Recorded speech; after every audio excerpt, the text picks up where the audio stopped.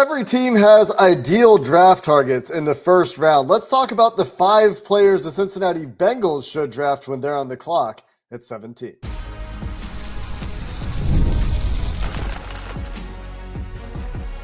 You are Locked On Bengals, your daily Cincinnati Bengals podcast. Part of the Locked On Podcast Network, your team every day.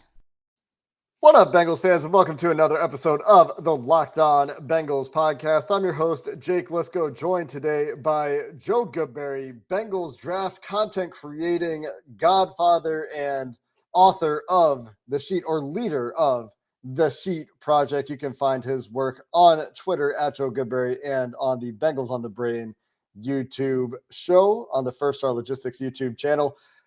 Locked On Bengals has been covering the Cincinnati Bengals since 2016 every day on the Locked On Podcast Network, your team every day. We want to shout out the everydayers as we always do and invite you to become an everydayer by hitting that subscribe button to make sure you don't miss an episode of Locked On Bengals. And shout out to all of you who make Locked On Bengals your first listen as well. Today, Joe, we dive through a number of candidates for the Cincinnati Bengals pick at number 17, or maybe they trade back. Maybe there's some trade back candidates that we will discuss as well and try to whittle down the list and identify the ideal candidates for the Bengals in the first round. And we'll talk about as part of that process, identifying some players that we would like them to probably steer clear of in the first round. And this will tie into the introduction to the sheet on yesterday's show, where we spent a lot of time on the offensive line and a little bit of time on some of the defensive positions we're expecting the Bengals to target.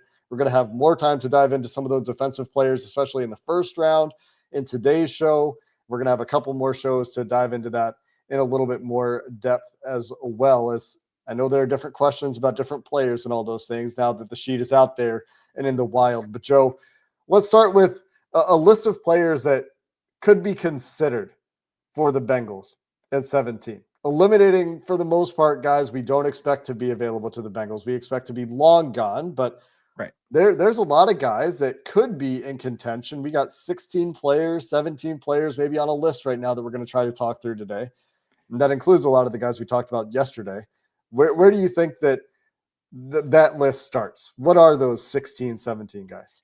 Yeah, if we want to rattle them off real fast to just lay the groundwork, and then we can maybe eliminate some and then build our, I think there's 5 guys that we should really have our eye on. And maybe we can expand that depending on some of the questions that need to be solved with a few of these guys. But just running through it, guys like Michael Williams and Shamar Stewart, right? Defensive ends that are expected to go top 15, but if one's available, they're 17. Well, the Bengals have interest.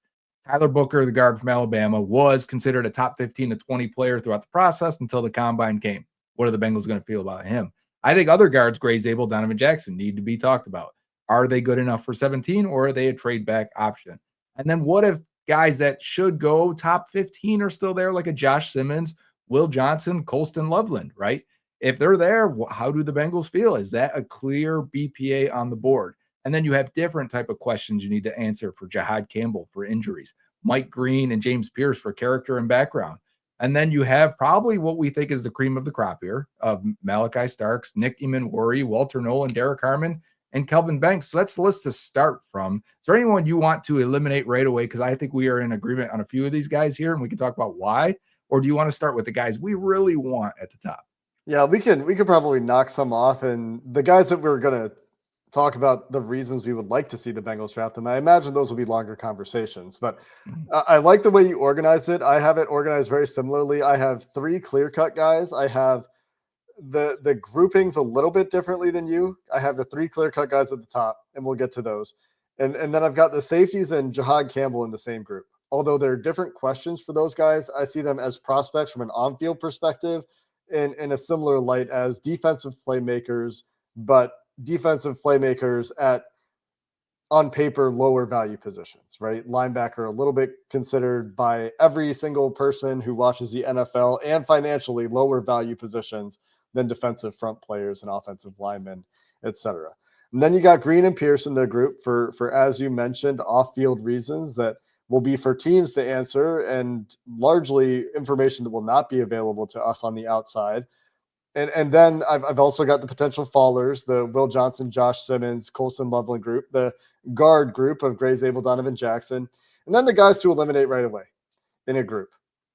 And I think that is Mykel Williams, Shamar Stewart, and Tyler Booker. As far as we have talked about any of these guys throughout this process, it has been lip service to, yeah, they could take them. Maybe the Bengals would like them. They've been associated with Shamar Stewart by a ton of mock drafters and a ton of people out there that think, yeah, the Bengals need pass rush juice. Shamar Stewart has pass rush juice, except it's just not there from a production perspective. And it's not there consistently enough when you do watch him on tape. And so, while he has all these athletic tools and there are flashes, it's just not consistent enough for you to feel good about taking a player with that production profile in the first round. Similar story for Mykel Williams, who I think could be a good player in the NFL, could be a good run defender, could be a Sam Hubbard plus.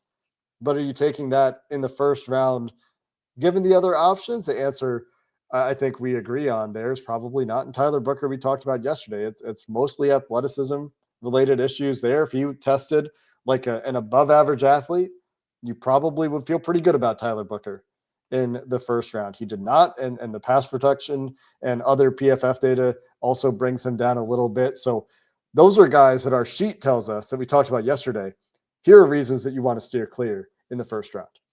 And the tape as well, in my opinion. Like, if you want to start with Tyler Booker, he does not look athletic on tape. So, like, we didn't expect him to test well. There are times where linebackers just shake him and go right around him on a blitz. And I'm like, yeah, the lateral agility isn't there. Now, he is a powerful blocker. He is 21 years old, and he does set a very nice, firm pocket with great balance and an anchor. Those are things I would like, but he is in a bucket of players that tend to not pan out. If I can give a comp real fast, I think he's like an Osiris Torrance, who went in round 2, that kind of player. Who's been like a C to C plus level player for the Bills. And I think that's probably what Tyler Booker is. And maybe he overachieves and gets above that, but that's not a risk I'm willing to take. For Shamar Stewart on tape as well, I did not give him a high grade on tape. I thought he stunk. I was pretty blunt on my evaluation for subscribers on Twitter, where I said, I don't think he understands what he's doing, where the ball is going, what's happening. He misses a ton of tackles in the backfield because of it. He can't bend around the corner. He doesn't have any moves. He doesn't know how to pace his moves, time his moves, set up counters. I mean, the production is so low. It's not just because of a scheme or anything. It's because he does not know what he's doing yet. And I don't think the Bengals have the luxury of making a pick. If we're talking about, as we trim this list, we need guys that are going to have a high ceiling, right? Hit all the boxes for a first round pick, but also I want an immediate impact. And Shamar Stewart is a guy that's going to have to take a year or time or whatever the case. Maybe we can't have another Miles Murphy situation where we're going into year 3 and hoping we're going to see those flashes more consistent. I like Mykel Williams a little bit more than Shamar Stewart, but at the same time, I think his upside is maybe a Gregory Rousseau type player, and that's fine if I'm picking 20 to 28. I would not be one of these teams that are considering taking him top 12. And at 17, I am expecting better players to be on the board for the Bengals. I find Tyler Booker's average draft position in mock drafts to be fascinating as well. Shout out to Benj Robinson's Grinding the Mocks, where in March or so, he peaked around 20 in ADP in a lot of mocks. And since then, since kind of the combine, most likely he's been trending downward into the low 20s, mid to low 20s, still in the first round in most mocks, but certainly trending in the wrong direction. So those are guys that we can eliminate right off the bat. I think next, Joe, let's dive into the guys that we think are for sure in the conversation. One of whom we talked about yesterday in a lot of depth, in Kelvin Banks. We don't need to go in quite as much depth today. We can point people to yesterday's podcast for that one, talk about him a little bit, a couple of defensive tackles, and then we can get to those safeties who I think we feel a little bit differently about the safeties, not terribly differently. I think we're pretty close there. But we can dive into that conversation as well before we get to the rest of the candidates for that Cincinnati Bengals first round pick coming up next. This episode of Locked On Bengals is sponsored by Gametime. Gametime knows there's nothing like the atmosphere of an NBA playoff game. And if you live in Cincinnati, you're not too far from Indiana and those Indianapolis Pacers. They're the Indiana Pacers in Indianapolis. I got those two things backwards. Doesn't matter. Gametime will have you set for tickets to get you into the action without all of the stress of last-minute ticket buying. They make it fast and easy to get playoff tickets with Gametime. Even when demand is sky high, prices on the app actually go down as the tip-off gets closer, and last-minute deals can save you as much as 60%. Maybe it's for the Reds. Gametime will have you covered locally in Cincinnati as well.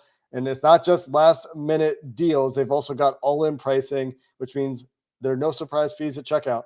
What you see is what you pay. Take the guesswork out of buying tickets with Gametime. Just get the Gametime app, create an account, and use code LOCKEDONNFL for $20 off your first purchase. Terms apply. Again, create an account and redeem code LOCKEDON NFL for $20 off. Download Gametime today for last-minute tickets. Lowest price guaranteed. Joe, let's get the clear-cut candidates for that first-round pick out of the way here first, but we didn't get to talk about them in a great deal of depth yesterday outside of Kelvin Banks. The other two that I think we agree on wholeheartedly at this point are Derrick Harmon and Walter Nolen. And maybe those are in different orders. Maybe it's Walter Nolen, then Derrick Harmon. I think it is for you in that order. I know others out there see that in a different order. But talk about those two guys a little bit and why, for us, they fit the bill for the Bengals as a first-round pick at 17 and to be that DT1 that this team needs on the interior. Yeah, and if I were to rank them, there's a reason why we potentially, I think you agree, maybe Kelvin Banks would be the top target, but these guys are right next to him and right behind him, in my opinion. I think Banks is a clean and clear and young and check every box prospect, but so is Walter Nolen, and a little bit more than Harmon that he checks every box for Nolen. Nolen, to me, is a power 3-tech, and you don't get those guys too often. Normally when we're here talking, hey, I really like Kalijah Kancey, I really like Johnny Newton, they always lack that power aspect, right? They don't have that yet. And we're like, yeah, they'll develop it. Don't worry. And we're going into year 3 of Kalijah Kancey, and he's getting 6.5 sacks, and he's a pass rusher, but he doesn't have that power element. He's not good against the run. Hey, Walter Nolen is good against the run and scores high against the run. And if you look at the sheet, it says he's one of the better run defenders in this draft. That's good. That gets him on the field right away. The Bengals want to get better against the run. That gets him on the field. Oh, and now he's your most athletic interior guy with upside as a pass rusher. That sounds great. And the Bengals had a combine meeting with him. They had a 30 visit with him. That's a great indication that they have very serious interest in drafting Walter Nolen at 17. Now, I think Derrick Harmon is right there or right behind him. However you want to stack them, does not bother me. If Nolen's gone or if they choose Harmon over Nolen, I don't have a problem with that at all. I just want to be clear on that. Harmon, to me, is an extremely disruptive, chaos-creating defensive tackle with the size of a nose tackle. There were times he was 330. And he came down, he's 313 at the combine. That weight may fluctuate a little bit there and maybe something we have to answer. But he's lined up all the way from 5-tech to 0. And he dominates in and out. And he can shoot gaps. He can 2-gap. And there's even times, I think he's a very prideful run defender, very sturdy run defender. I look at the Penn State game where they tried to double him. At the end of the year, now everyone knows who Derrick Harmon is. And Penn State's like, we're going to double him and make sure we take him out of the game. He sits and anchors and holds those double teams and shed these guys. And I'm like, man, he's not just a guy that's going to shoot gaps. He's not just a penetrator, which he is great at. If he could tackle, and it's such a big thing to talk about, he would break the scale for production. I think he is in the backfield more than any defensive tackle in this class, probably up there next to Abdul Carter, getting in the backfield, causing chaos, and being a pain in the butt for offenses. So those 3 guys, because we talked about Banks already, Kelvin Banks out of Texas. Those 2, I see high upside, I see immediate impact, and I see potential for advancing this roster and this talent this year, not just in the future, the next 5 years. I think this year all 3 make an impact and make you better. What's so fascinating about not just the 2 defensive tackles against each other, but also the Kelvin Harmon aspect of things is, where do you think you can get a player that can make a difference for you later? Say you think Tate Ratledge can be a really good guard in the NFL.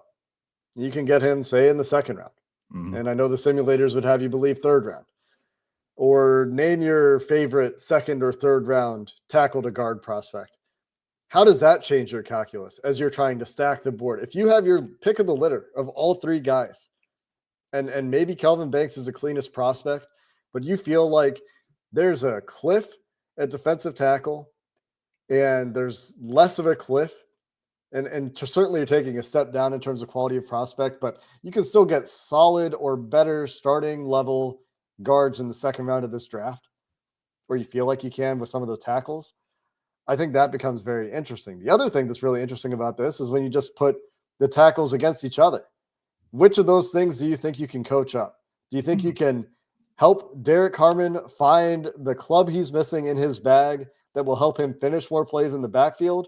Or do you think you can find whatever is missing from Nolen's game in terms of maybe adding a bull rush to his game and sustaining bull rushes a little bit better, where you'll see him jolt guys with the initial punch consistently and make plays doing that. Don't get me wrong, but you don't see him often sustain that and drive guys backward off of that initial punch. Can you add to that toolkit, that pass rushing toolkit for Walter Nolen? And which of those things do you think is more coachable? Which of those things do you think you can quote unquote fix? Do you like just the 20-pound heavier naturally frame on Derrick Harmon? Then the positional versatility there. Those are the kinds of questions when you're picking nits and trying to stack between those two guys that I think NFL teams have to answer. And in addition to that, you have to consider the lines these guys played on in college and the style of those lines. And Ole Miss in particular, the consistent slanting that you see from that Ole Miss defensive front is a confounding factor, I think, in evaluations. And then Oregon and Ole Miss both suffer from this. And it's a great problem to have, is that there's just a wealth of NFL level talent on both of those defensive lines that you're trying to parse through when you're trying to isolate these two players and the role that they will play for your team in the NFL. And if we can throw another minor red flag on there, and it's something we red flag every year, but it's becoming more common in the first round. Neither fully tested enough to get our relative athletic score, right? A metric we use, had they have and been elite athletes that they appear to be at most of the time, they probably would be considered top 12 prospects. It could have helped them both, I think, a lot to finish that and finish their testing and look really good. And that's the other part too, is I think I scored Walter Nolen in 82 and I scored Derrick Harmon in 81, I believe. 1 point difference. But I'm scoring Walter Nolen's flashes, his high-end flashes versus the run. I think he has great vision for the ball carrier against the run. He's a great tackler at defensive tackle. But his flashes are of athleticism, of power, of jolting guys back. Like, that's a rare combo. I want that. That's why I gave him a little bit of edge. But in terms of consistency and consistently making him plays and trying to watch other guys, whether it's Shamari Caldwell or Jeffrey Bassa, other guys on Oregon, I go, who is that? Oh, of course, it's Derrick Harmon. He's consistently flashing and stealing my attention, robbing my attention from other players. That tends to be the guys I gravitate to also. That's why it's very hard for me to split them. I think they're both worthy. I'd be happy with either pick. It's one of those things where, like, well, can you talk yourself into Derrick Harmon learning to tackle? Right. And if probably so, not. What if they are just who they are? Is that okay? That's what it normally is, right? That's how you should be doing things. But if you could talk yourself into Derrick Harmon learning how to tackle, then you suddenly can put like an 84 on Derrick Harmon, maybe even higher, with the way that he can get into the backfield and the variety of positions and alignments he can take on the defensive line, and just having better size and still looking like a pretty good athlete when he's moving around out there at that bigger size. Because we did get to see him go through a lot of the position drills, right? Am I confusing him with somebody else? We had a stream and we were talking about it. Is he tight in the hips? Is he tight in the ankles? Is he running the hoop drill? We're trying to really be critical of it because he didn't do his 3-cone and stuff. So we were unsure. And plus the missed tackles often is a sign of a guy who can't bend and can't break down in space and make a tackle. One other point, if we can, on these two, on Walter Nolen, a 5-star recruit. He was number 2 behind Travis Hunter in that draft class. I mean, we're talking about super high pedigree. If the Bengals are interested, and it looks like they are, that is one other notch in the belt to maybe push them towards Walter Nolen. I know there have been some character flags thrown around for Walter Nolen as well. You go read the Beast write-up on why Nolen went through all those transfers. He does note that it's something that teams will have to be comfortable with, and they'll have to talk through those things with the prospect, and potentially why, or one of the reasons that Nolen was in Cincinnati for that in-person visit. But the explanation of all of those transfers, the way Dane wrote it, the way that I've seen this story told elsewhere, maybe it wasn't just Dane. Maybe there's somebody else that I'm forgetting now who also wrote this up. But every transfer seemed to make sense. It was Jeremy Fowler. You're right. It was Jeremy Fowler. Every transfer seemed to make sense when I looked at it from that perspective. So a couple of very clear-cut guys there I think there is another tier of guys that are relatively clear cut. And I think some of these fallers that we're talking about, the Will Johnsons, Josh Simmons, Colston Loveland bucket, is even if they fall, are those guys that the Bengals would pick? I think those are interesting questions. We'll see how much of this we can tackle here as we're into the third segment to finish up the show coming up next. The Bengals are looking for their best fits in the NFL draft, and LinkedIn knows that as a small business owner, you're looking for the best fits for your small business. Your business is always on your mind, which means when it's time to hire, you need a partner that works just as hard as you do, and that's where LinkedIn Jobs comes in. When you clock out, LinkedIn clocks in. They make it easy to post your job for free at LinkedIn. Share it with your network and get qualified candidates all in one place. Here's how it works. You just post your job. LinkedIn's new feature can help you write job descriptions and then quickly get your job in front of the right people with deep candidate insights. And the pro tip they want to offer is that adding the hashtag hiring frame to your profile picture will double your reach to qualified candidates. No wonder 72% of small businesses say LinkedIn helps them find high quality hires. Post your job for free at linkedin.com/lockedonnfl. That's linkedin.com/lockedonnfl to post your job for free. Terms and conditions apply.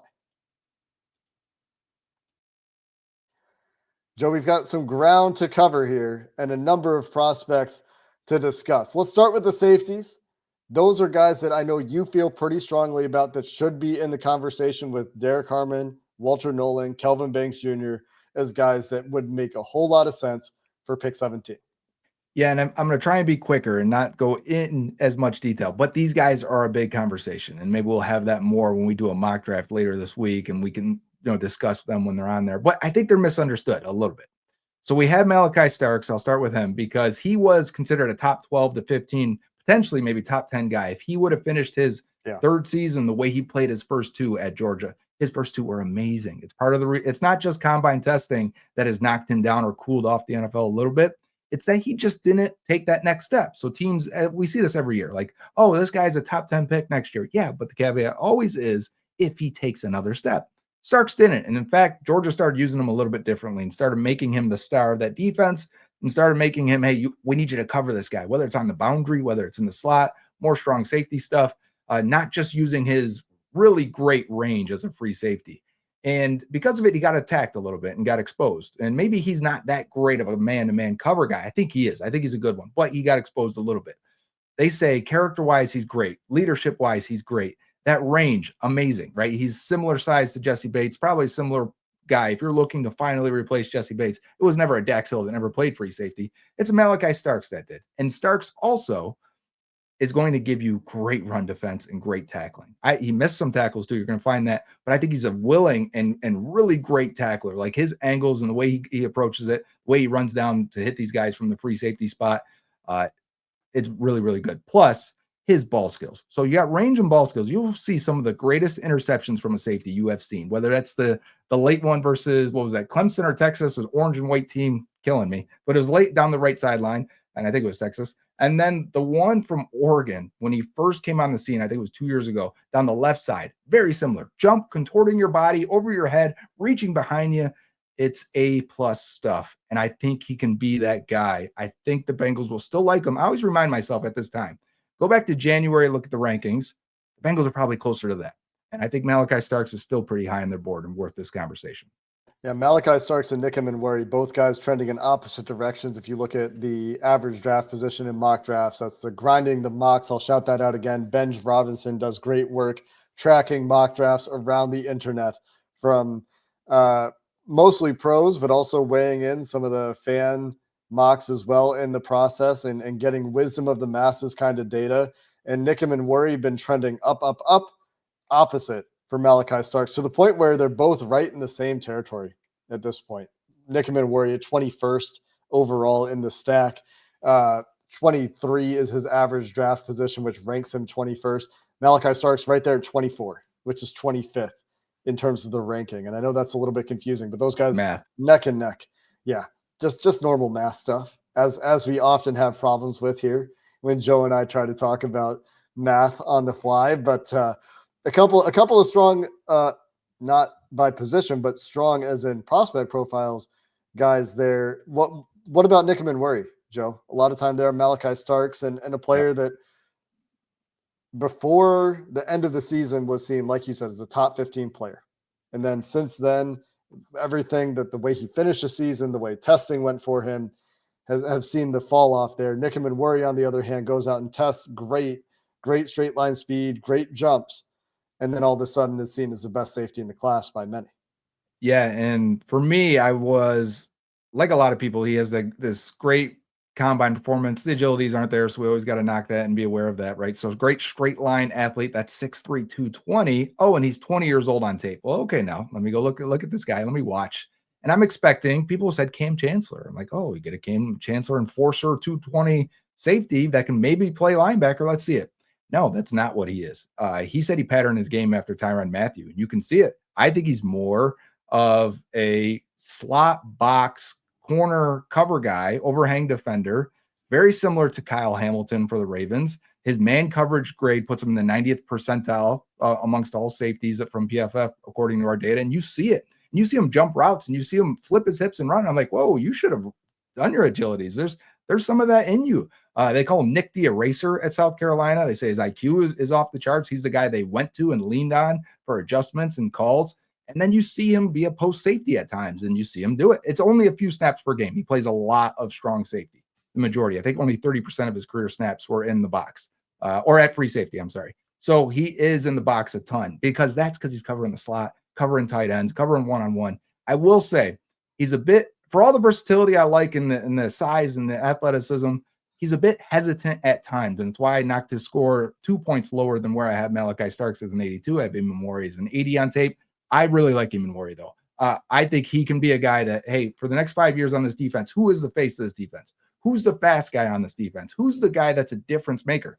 They don't have one. Surprise, right? This is the situation they're in. I think Emmanwori can be that guy. Now, maybe that means I need to keep Geno Stone for a full year and figure out who the free safety is in some of these situations as he develops, and maybe he can do more of that. But I think he's worthy of the pick. He scores super high on the sheet for us, and I think he's worth it if we're in a situation where those top three guys, maybe they've got questions on Walter Nolen. Maybe they're not as high on Harmon as we think they should be. And they're like, we like the safeties. I think there's a small shot there for Emmanwori. My favorite thing about Emmanwori is that he's essentially a linebacker build, but he has the ability, not just athletically, but on tape, to do all the things that you need him to do as a safety, or to bring him down and let him deal with some of the better tight ends in the NFL. If you need him to deal with some of the better tight ends in the NFL that have been so integral to so many playoff runs and Super Bowl teams in recent history, and seeming to be a more important part increasingly of what your defense needs to do. And if you can also do that at 220, and we're talking about Smail Mondon Jr., a linebacker we mentioned yesterday, 224, or Nicholas Martin, a common, 6th-round target for the Bengals in mock drafts because they had that 30 visit with him, 221. Like, these are guys that are similarly sized to Emmanwori, but Emmanwori is doing this with that crazy, bursty, straight line athleticism and explosive athleticism. And if you can mold that guy into a leader of your defense type of player, and it sounds like he has that baseline to him, you can see where there's a very clear argument for Nick Emmanwori to be your first-round pick. And the production data is great there for Emmanwori and for Starks. The PFF data is good there as well. And the issue that you have with safety that you don't have as much with defensive tackle or with Kelvin Banks, but to some degree, I guess, with Kelvin Banks, if you're expecting him to be a guard, is positional value. And there aren't a ton of safeties in this class. There are several safeties that you would expect the Bengals to like. I think Kevin Winston is one. I think Xavier Watts is one. And we talked about why the sheet is a little bit lower on Xavier Watts yesterday. But do they feel like they can get one of those guys a little bit later? How pressing do they feel that need is? I think these guys are definitely in the conversation because they're just clean prospects, right? I think that's why they're in that group. But I think positional value there is an interesting factor when you pit those guys against each other. Like, if you have your pick of the litter, you can pick from all 5 of those guys that we've talked about positively so far. Are you landing on one of the safeties ahead of one of the defensive tackles, even though you might think that Emmanwori grades out higher. It's a difficult argument to talk yourself into, I think. A couple of guys that we need to talk to here, Joe, or talk about. I think Mike Green is one that we specifically need to talk about before we get out of here today. I think James Pierce, to some degree, fits into a similar bucket of edge rushers with awesome productivity who are both a little bit undersized, who can be game-changing pass rushers for you and both have off-field questions. Again, those are things that the teams will have to answer more than we can. And then I think, I don't know if we have time for the other groups here, because I don't think that they're quite as relevant, but let's talk about these two guys and see where we're at. Okay, if we want to start with Mike Green and James Pierce, if they're on the board, this is basically where you get to the sub-board conversation. We'll do this on Monday, right? We will talk about it with a group of guys, and we'll make our board. And if you're telling me they're on the board, the main board, well, then I can slot them in more accurately. But if they're on a sub-board, it's hard for me to really know. I expect them to take all these other guys before Green and Pierce, unless they just say, hey, Green, we checked his background. We liked him. He's a team captain at Marshall. Let's go with it. If that's the case, Green is in the conversation with those guys for me. Yeah. He is with them. Pierce, maybe a little bit lower, even though the sheet says he's really good. I worry about the power. I worry about the base down running. I worry about his consistency at times. I said this when I first watched him early in the process before I knew there was even character stuff. He doesn't always run with the hottest motor the way Mike Green does. Mike Green will run through people and defend the run like a madman. And I like that aspect, especially if you're undersized. That's how you get Nolan Smith to be a good player. For James Pierce, Pierce will do that when he's on the backside of runs. He'll chase stuff down on the backside like a demon, but less so on the front side. Yeah, for sure. Yeah, his point of attack is a little bit different there. So it's like, how do you want them to do? And that's kind of how they use Trey Hendrickson. So it would be more of a replacement of Hendrickson on that side than a Sam Hubbard point of the attack, set the edge, force him back inside type the end. So is he just a third down pass rusher at this point? He may be. So I think any subboard conversation, and Jihaad Campbell goes in there as well, because we don't know his injury situation. Otherwise, Campbell could be the face of your defense for 5 years plus. So, I mean, like, I'm in on Campbell if he's healthy. If you give him a clean bill of health, and we've been down that road before with other guys like John Ross, and maybe Ross's was more extensive, but still, there may be 3 things here that there's rumblings with Jihaad Campbell. And if it is, and if it's true, then we got to pass, because, again, positional value does play a factor on linebackers. Even in a bad class, it's tough to take one at 17. Yeah, the difference with Campbell versus the safeties is like it's Campbell and Gap, Campbell and Cliff. There's a couple other guys at safety that maybe you could get in the second round if you felt like that was really important to your defense. But again, and I get it for Jihaad Campbell. I do. I'm more sympathetic to Jihaad Campbell in the first round than I think I am for the safeties, even though they are really fun prospects who can also be what do we call them? Force multipliers for your defense. Jihaad Campbell could be that. I still have a hard time going that way instead of one of the defensive tackles because of the way the class stacks up and positional value. It always comes back to that. But if you had a clean bill of health for Jihaad Campbell, where would he slot in? Like roughly compared to the defensive tackles? He goes top 12 in this class. I don't think we even get a chance. Right. Yeah. If he's healthy, because he's one of the youngest. Clears him medically. Yeah.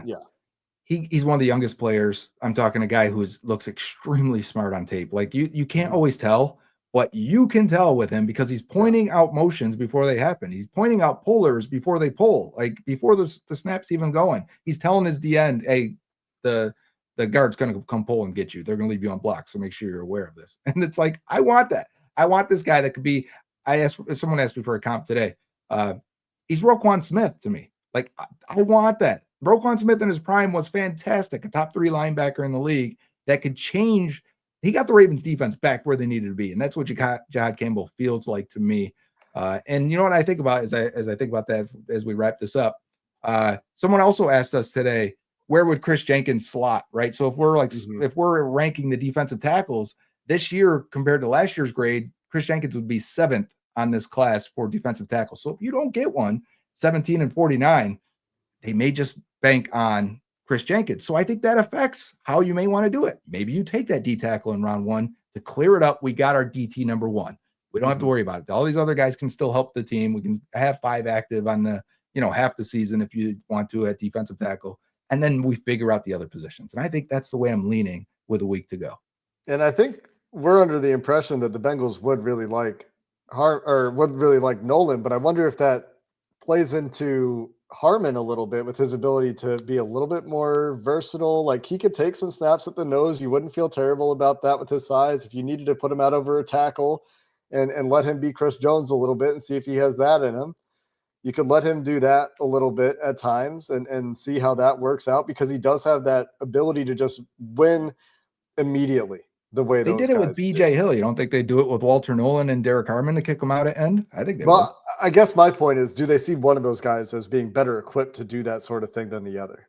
And I wonder if there's a lean there one way or another. The guys we didn't get to talk about as much as we had hoped are Will Johnson, Josh Simmons, Colston Loveland as potential high-end players that could fall. Gray Zabel and Donovan Jackson as a couple of guard / tackle-ish guys that could go in the back half of the first round. I would categorize Zabel and Jackson quickly as trade back ideas. And are any of Johnson, Simmons, and Loveland on your board with those other guys we talked about? Because I think where we landed is Harmon, Nolen, Banks, Starks, Emmanwori, and then if Campbell, clean health, if Green, cleared character, those guys in the conversation as well. We're just not sure about those questions. Anybody else that we need to throw into these are guys that we're happy to see the Bengals take at 17? I am interested in Johnson, Simmons, and Loveland, right? There can be cases to be made for them. Is Will Johnson a great fit? I'm not sure, actually, for a man defense, and the Bengals typically like speed at that position. So I'd probably rank him lower than Simmons and Loveland. Now, Simmons is also, there's been some rumblings of character. And, is he the type of guy that I could play at guard? I don't know. There's some questions. Some O-line evaluators I've listened to have said, oh, he's good. That doesn't matter. He'll play guard. There's no issue there. And then there's some that say he doesn't look and play like a guard would, the way you feel about Kelvin Banks or other guys that would kick inside. So maybe that makes that more difficult for the Bengals. And then he's got the patella tendon knee issue, right? So when is he going to be ready? Can you afford to make that pick if you're Cincinnati? Yeah. So the one that I'd probably rank above them, and maybe the Bengals would too, it sounds like, I think Daniel Jeremiah had this tweet the other night, that every team has Tyler Warren and Colston Loveland in their top 10. That clean of prospects, young player with great size who can block in line, looks like a great receiver, runs good routes. He's going to be a better NFL player than he was in college. I think Colston Loveland would be high for them, but would the Bengals actually draft him? They have bypassed tight end how many times? I do think you can get better at tight end with drafting Loveland, because remember, Drew Sample played the most snaps as tight end 1 last year. You can upgrade that. You can make it 11 on 11 instead of 10 versus 11, the way they go out there with Sample sometimes. Not to be too rude to Drew Sample, but it is true. I'd like 11 players on offense. That would be fun. And Loveland is good. I just would put him behind the others. It's hard to make that argument when we've seen them bypass it so many times, when we've seen them take the approach to free agency that they've taken. Like, again, if you had all those guys available to you, it's hard to talk yourself into Colston Loveland ahead of any of those guys. You get into positions where you've traded back and all those guys are gone, then maybe it's a little bit different, where you can be happy to have Colston Loveland on your team. That would feel a lot like Tyler Eifert, except the team isn't in the same place that it was when they picked Tyler Eifert, nearly a decade ago now? More than a decade ago now? Man, yeah, 2013, flies. I want to say. Speaking of time flying, that's going to do it for this episode of the Locked On Bengals podcast. Until next time, thanks for listening. Hoo day, and have a good one.